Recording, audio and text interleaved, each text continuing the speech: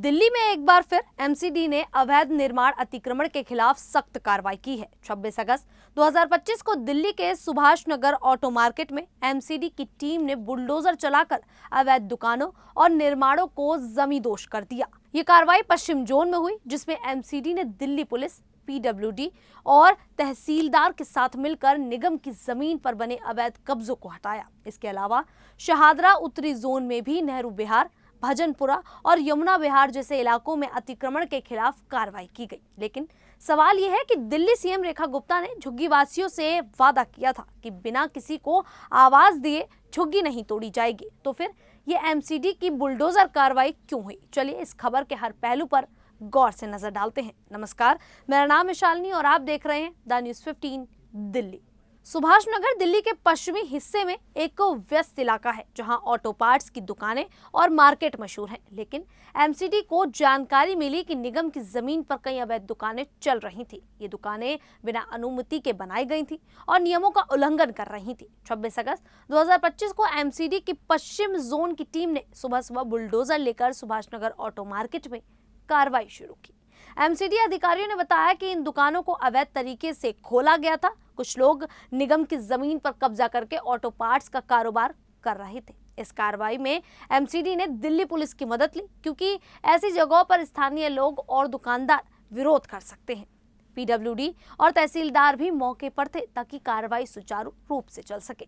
Bulldozer ने अवैध निर्माण को तोड़ा और अन्य अतिक्रमण को हटाया। इस दौरान एमसीडी के कार्य विभाग के अधिकारी, जूनियर इंजीनियर और कर्मचारी मौजूद थे। सुभाष नगर में हुई इस कार्रवाई से वहां अफरा तफरी मच गई।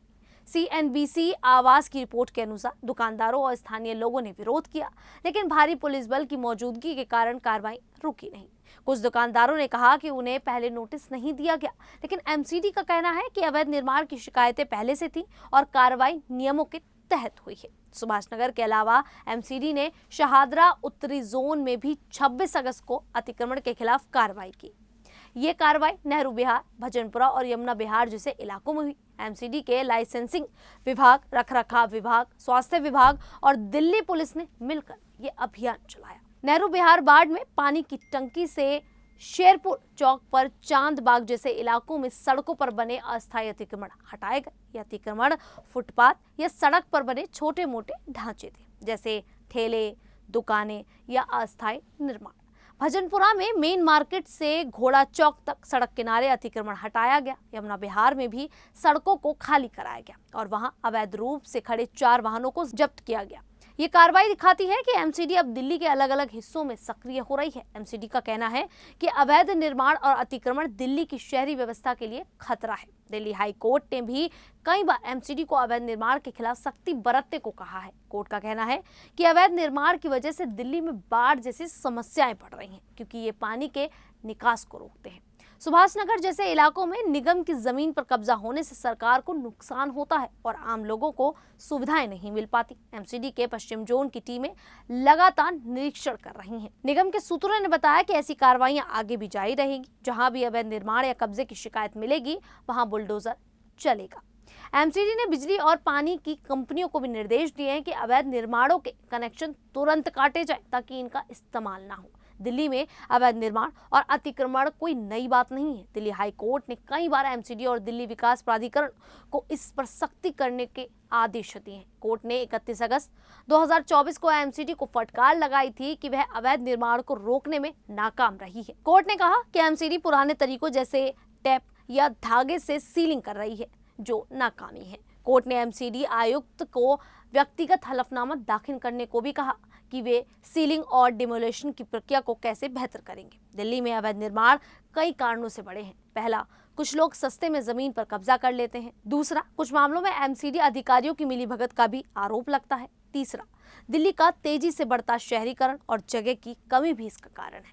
लेकिन इन निर्माणों से सड़कें संकरी हो रही हैं, ट्रैफिक जाम बढ़ रहा है और बाढ़ जैसी समस्याएं हो रही हैं। सुभाष नगर में हुई कार्रवाई से स्थानीय दुकानदार परेशान हैं। कुछ का कहना है कि उनके पास दुकानें चलाने की मजबूरी थी और एमसीडी ने बिना नोटिस दिए कार्रवाई की, लेकिन एमसीडी का कहना है कि ये कार्रवाई नियमों के तहत थी।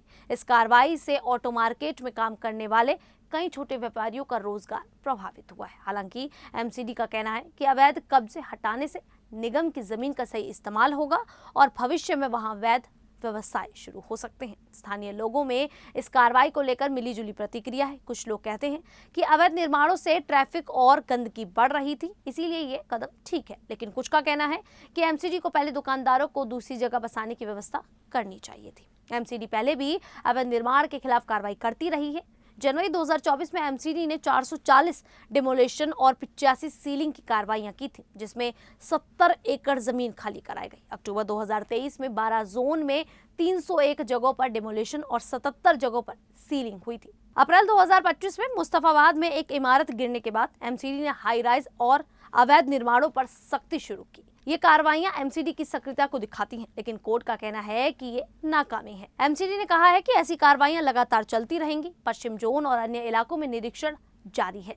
सुप्रीम कोर्ट ने भी दिल्ली में अवैध अतिक्रमण हटाने का आदेश दिया था, जिसके बाद एमसीडी सक्रिय हुई, लेकिन चुनौतियां अभी भी हैं। एमसीडी को ड्रोन और सैटेलाइट इमेज जैसे आधुनिक तरीकों का इस्तेमाल करना होगा, जैसे कि हाई कोर्ट ने सुझाया। साथ ही दुकानदारों और छोटे व्यापारियों के लिए वैकल्पिक व्यवस्था की जरूरत है, ताकि उनकी आजीविका ना चले। कुल मिलाकर सुभाष नगर और शहादरा में एमसीडी की कार्रवाई दिल्ली में अवैध निर्माण के खिलाफ चल रही मुहिम का हिस्सा है। ये कदम शहर को व्यवस्थित करने के लिए जरूरी है, लेकिन इसे संवेदनशीलता के साथ करना होगा। आप सभी को ये जानकारी कैसी लगी, आप हमें कमेंट करके जरूर बताइएगा। अभी के लिए इतना ही, फिर हाजिर होंगे ऐसी ही देश और दुनिया से जुड़ी बड़ी खबरों के साथ। तब तक के लिए देखते रहिए द न्यूज़ 15 दिल्ली।